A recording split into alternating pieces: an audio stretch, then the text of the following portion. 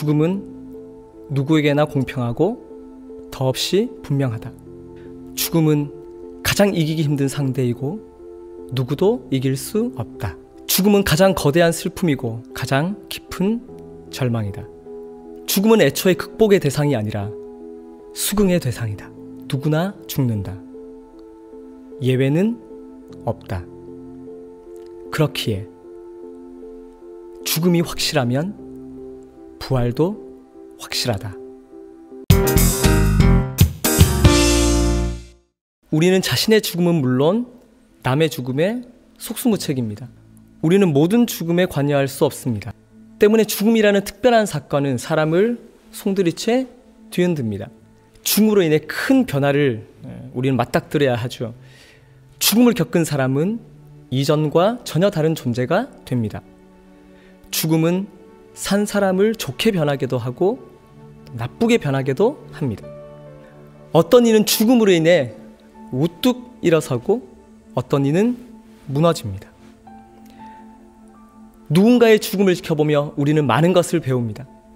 죽음 때문에 삶은 더 무거워지기도 하고 가벼워지기도 합니다. 생애의 의지가 더 단단해지기도 하고 오히려 느슨하게 놓아버리기도 합니다. 죽음 앞에서 우리는 가장 연약해지고 동시에 가장 진실해집니다. 죽음이라는 극복 불가능한 한계는 때로는 공포로, 때로는 경이로 우리 앞에 경고하기만 합니다. 철학자 레비나스는 신, 죽음, 그리고 시간에서 인간을 죽음을 향한 존재라고 했습니다. 모든 생명은 죽음을 향합니다. 죽음을 향하는 생명이라면 생명을 향하는 죽음도 있어야 합니다. 그리스도의 죽음은 영원한 생명을 향해 문을 열었습니다. 활짝. 언제나 죽음은 죽음 그 너머의 의문과 경외를 동시에 불러일으킵니다. 삶과 죽음, 그리고 부활은 인간이 가장 궁금해하는 오랜 이슈가 분명합니다.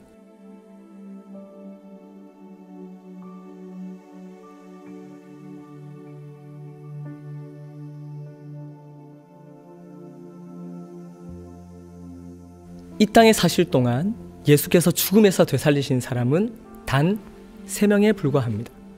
회당장 야이로의 어린 딸, 나인성 과부의 아들, 그리고 나사로. 예수 그리스도는 모든 사람을 다 살리지는 않으셨습니다. 어떤 죽음은 외면하셨습니다. 그분은 나인성 과부의 아들을 살려내셨지만 자식을 잃은 모든 홀어머니에게 소생의 혜택이 주어지지는 않았습니다. 아무리 애절하고 억울하고 아깝고 사연 많은 죽음이라 해서 그들에게 일일이 부활을 선사하진 않으셨습니다. 왜냐하면 죽은 자를 살리는 아무리 거대한 기적이라 해도 그것은 일시적인 것입니다. 소녀도 나사로도 훗날에 다시 죽었습니다. 그분은 잠시의 소생이 아닌 영원한 생명을 주기를 바라셨습니다. 몇 사람을 더 살려내는 것이 예수 그리스도의 목표가 아니었습니다. 그는 어떤 사람을 살리기 위해 이 땅에 오신 것이 아니라 모든 사람을 살리기 위해 이 땅에 오셨습니다. 그와 반대로 우리는 모든 사람을 살릴 수는 없습니다. 그러나 우리는 어떤 사람을 살릴 수는 있습니다.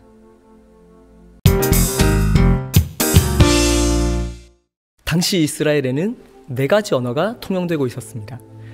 상류층은 헬라어, 제사장과 사두개인들은 히브리어, 평민들은 아람어, 그리고 로마의 식민 상태였으므로 라틴어도 적잖이 사용되었습니다. 신약 성경은 구어체인 코인의 헬라어로 기록되었지만 종종 예수께서는 평민들의 언어인 아람어로 자신의 마음을 표현하셨습니다. 귀먹고 말 더듬는 자를 고치실 때는 에바다, 십자가에서 절규하신 엘리 엘리 라마 사박다니, 그리고 달리다굼입니다. 달리다굼, 일어나라. 일어나라는 깨어나라와 같습니다. 죽은 듯 잠들어 있는 영혼에게 깨어나라는 살아나라와 같습니다. 그분은 가장 위대한 선포를 가장 소박한 언어로 속삭이십니다. 죽음을 이긴 기적은 최고의 기적입니다. 기적을 넘어선 기적의 기적입니다.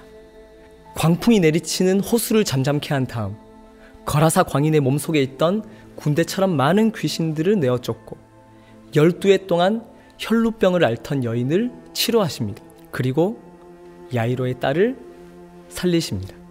그는 자신이 바람과 파도를 명하여 순종케 하는 자연 만물의 주인이며 귀신과 영적인 세계를 주장할 뿐 아니라 병을 고치고 나아가 죽음까지 다스리는 하나님이심을 스스로 방증하고 계신 거죠. 소녀의 소생은 그 절정에 자리하고 있습니다. 물론 소녀의 소생과 예수 그리스도의 부활은 다릅니다. 그러나 이 장면은 인류 전체의 죽음과 부활에 대한 거대한 메타포이기도 합니다. 아이의 소생은 과도하게 의미를 확장할 필요는 없지만 종말론적 부활을 상징한다고 여기는 것이 매력적이긴 합니다. 비록 소녀는 죽었지만 그녀의 죽음은 영원하지 않습니다.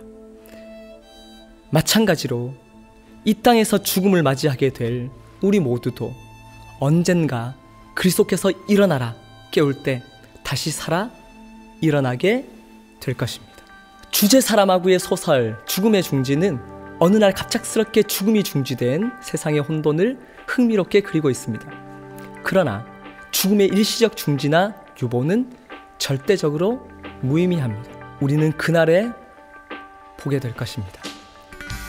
그리스도의 보좌로부터 죽음이 영원히 죽었다 선언되는 것. 또한 그날에 우리는 그리스도의 손에 이끌려 일어나게 될 것입니다.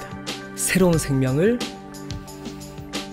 호흡하며 그 영원한 생명을 노래하며